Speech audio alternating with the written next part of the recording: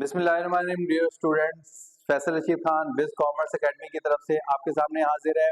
Students, आज जो मेरा टॉपिक है वो प्रीवियस लेक्चर से रिलेटेड है। प्रीवियस लेक्चर अगर आप रिकॉल करें उसमें मैंने आपको समझाया था कि कैपिटल एंड रेवेन्यू एक्सपेंडिचर्स क्या होते हैं, उनकी नेचर के बारे में बताया था और कैपिटल एंड रेवेन्यू रिसीट्स क्या होती हैं हमने उसके मुतालिक पढ़ा था। आज हम वो प्रैक्टिकल क्वेश्चन सॉल्व करेंगे जो कि आप नॉर्मली एग्जाम्स में जिस तरीके का क्वेश्चन आएगा उसको आप किस तरीके से सॉल्व करेंगे। आपके सामने बोर्ड पर क्वेश्चन शेयर हो रहा है, आप इसको पहले देखेंगे और क्वेश्चन में आपसे क्या पूछा जाएगा मैं इसको रीड आउट करता हूँ। State with reasons whether the following items of expenditures are capital और रेवेन्यू। जो ये दर्ज ट्रांजैक्शन दी गई हैं इनमें जो एक्सपेंडिचर्स हैं उनकी नेचर आपने बतानी है कि ये कैपिटल नेचर के एक्सपेंडिचर्स हैं या रेवेन्यू नेचर के, और उसके साथ साथ आपने उसकी रीजंस भी बतानी है। ठीक है, सो अगर हम इसको प्रैक्टिकली सॉल्व करें तो हम किस तरीके से करेंगे। We will make 3 columns. ठीक है, और पहले कॉलम में हम serial number, normally serial number ही होती है या डेट समटाइम लिखी जा सकती है। दूसरा कॉलम होगा नेचर ऑफ एक्सपेंडिचर,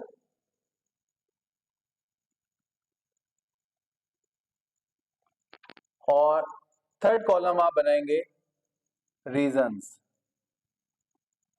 सो इस तरीके से आप 3 कॉलम्स में ये क्वेश्चन आप सॉल्व करेंगे, आप इसको अटेम्प्ट करेंगे।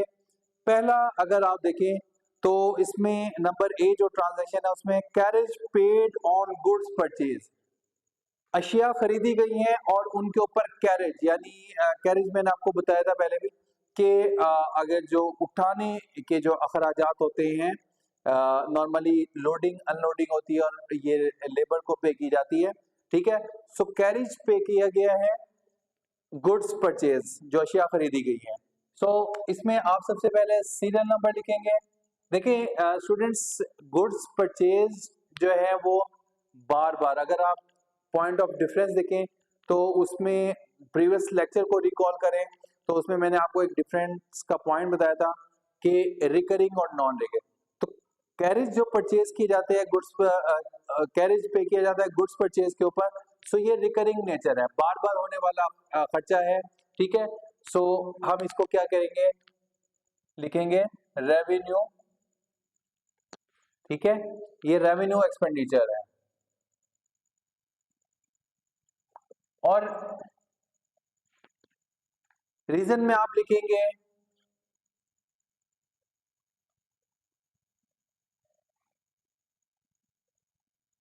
Because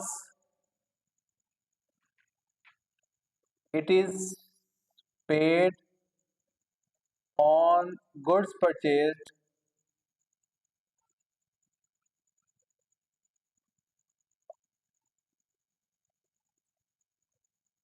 which is of recurring nature।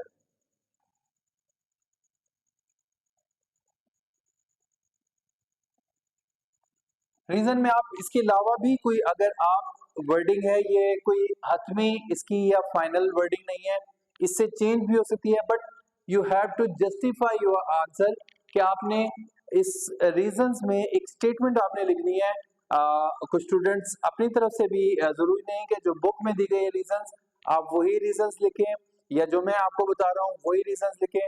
आप अगर अच्छी आपकी वोकैबुलरी है आप उसको अपने अंदाज में भी लिख सकते हैं, but it should be conceptualized और based on the nature of expenditure आपने उसके मुताबिक। ठीक है, आप उसके बाद इसको लाइन लगाएंगे और अगली आप देखेंगे statement wages paid to workman for construction of a new building. नई बिल्डिंग की कंस्ट्रक्शन हुई है और उसके ऊपर वेजेस पे की गई हैं। अब स्टूडेंट्स इससे बिल्कुल ऑपोजिट है। देखें बिल्डिंग की कंस्ट्रक्शन हुई है जो कि नॉर्मली नॉन रिकरिंग नेचर, ये बार बार होने वाला खर्चा नहीं है। कंस्ट्रक्शन जब है वो नॉर्मली एट वंस होता है, हम जो बार बार करते हैं वो रिपेयर एंड मेंटेनेंस हो सकती है, बट कंस्ट्रक्शन जो है वो ऑफ एंड ऑन ही होती है। सो हम इसको लिखेंगे बी, सीरियल नंबर, और इसके बाद इसको हम लिखेंगे capital expenditure.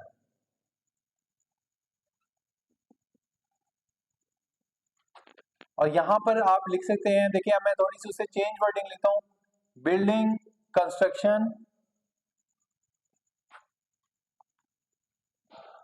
is a non recurring nature expenditure. So wages paid on it is a capital expenditure. ठीक है स्टूडेंट्स, ये वर्डिंग देखें, उसमें पहली वर्डिंग से मैंने थोड़ी सी चेंज लिखी है। ठीक है, आप अपने हिसाब से, बट मैंने जैसे आपको बताया कि स्पेसिफिक होनी चाहिए और relevant to the nature of expenditure, जो आपने नेचर की है और किन बेसिस पर की है, आपने आइडेंटिफिकेशन की है, उससे रेलेवेंट होनी चाहिए।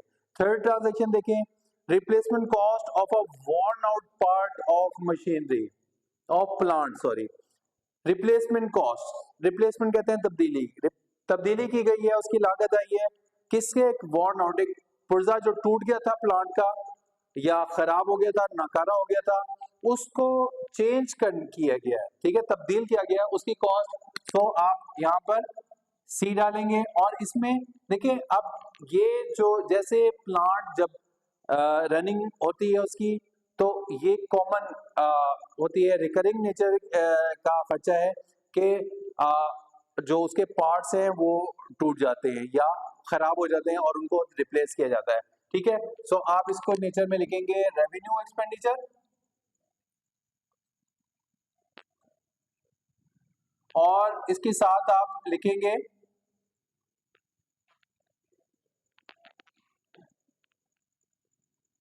Replacement of a worn out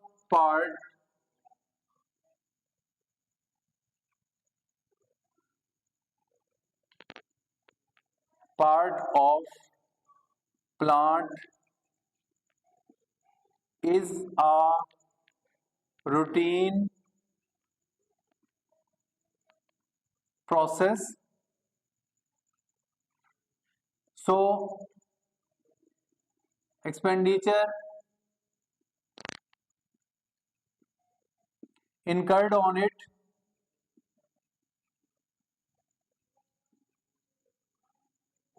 is of revenue nature। ठीक है, सो जो रूटीन एक्सपेंसेस होते हैं हम उसको हमेशा हम रेवेन्यू एक्सपेंडिचर ही लिखा करते हैं। ठीक है, अगेन आप इसके बाद इसको लाइन ड्रॉ करेंगे और फिर आप अगली ट्रांजैक्शन की तरफ जाएंगे। डी ट्रांजैक्शन है repair to furniture purchase second hand. Second hand furniture purchase हुआ है और उसकी रिपेयर हुई है। ठीक है, सो अगेन देखिए, सेकंड हैंड फर्नीचर परचेज होता है और उसकी जो रिपेयर मेंटेनेंस रूटीन एक्सपेंसेस है, रूटीन नेचर का एक्सपेंस है, इसलिए अगेन हम इसको रेवेन्यू एक्सपेंडिचर लिखेंगे। और स्टूडेंट, आप इसी को सेम आप वर्डिंग इसको रिपीट कर लें इसी तरीके, लेकिन उसमें चेंज करेंगे कि ऑफ प्लांट की जगह ऑफ यहाँ पर सेकंड हैंड के यहाँ पर सॉरी रिपेयर को। ठीक है, आप रिपेयर, अगर रिप्लेसमेंट की जगह आप इसको repair of second hand furniture is a routine nature expense।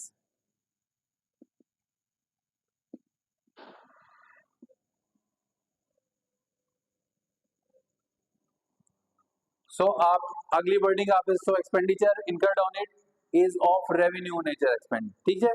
और लास्ट में आप देखिएगा कि लिखा हुआ है addition and alteration made in the building.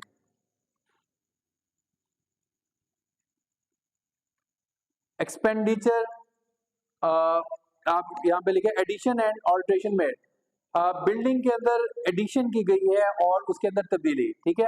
So students, building जब रिपेयर एंड मेंटेनेंस की जाती है तो वो तो रूटीन एक्सपेंस है, लेकिन अगर उसके अंदर अगर एडिशन की जाए, यानी फॉर एग्जांपल एक सिंगल स्टोरी थी उसको डबल स्टोरी बना दिया, ठीक है, या 2 रूम्स बने हुए थे उसके साथ एक और रूम बन गया, 8 या 9 ऑफिसेज हैं, एक ऑफिस नया कंस्ट्रक्ट हो गया, सो क्या है उसके अंदर एडिशन है या अल्ट्रेशन हो गई, पहले से कोई मौजूद थी उसको उसका फर्श तब्दील करा दिया गया या उसके अंदर उसकी दीवारों का स्टाइल या कोई ऐसी कंस्ट्रक्शन के अंदर चेंज, सो वो नॉन रूटीन एक्सपेंसेस है, ठीक है। सो हम इसको कैपिटल एक्सपेंडिचर की नेचर कहेंगे। ये क्या है capital expenditure?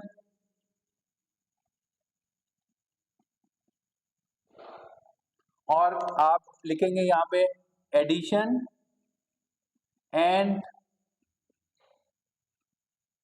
Alteration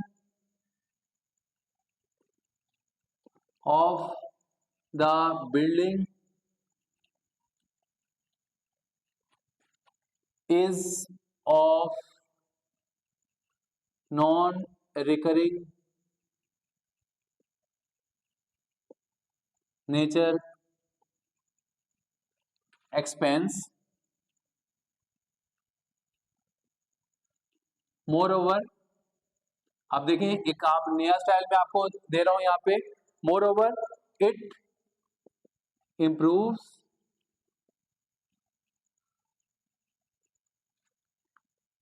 the business condition, जो मैंने आपको एक पॉइंट ऑफ डिफरेंस बताया था, so it improves the business condition rather maintenance of business condition it improves, ठीक है। सो मैंने आपको कहा था कि या तो एसेट एक्वायर किया जाए या उसकी वैल्यू इंक्रीज हो जाए, या मैंने आपको डिफरेंस बताया था कि रेवेन्यू एक्सपेंडिचर जो है वो मेंटेन बिजनेस पोजीशन करता है, जबकि जो कैपिटल एक्सपेंडिचर है वो इम्प्रूव्स करता है, ठीक है। So improves the business condition, so it is a capital expenditure.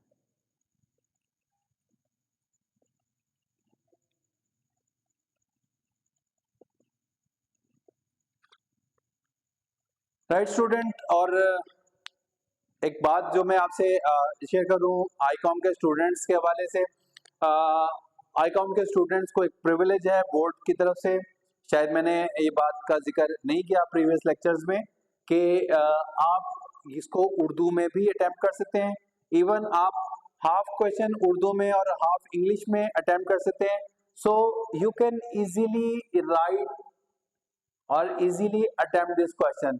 अगर आपको कहीं वोकैबुलरी का प्रॉब्लम है, आपको फील होता है कि you can not write the better English words, so आप वहां पर उर्दू में इसको अटेम्प्ट कर सकते हैं, ये आपको एक प्रिविलेज है, ठीक है।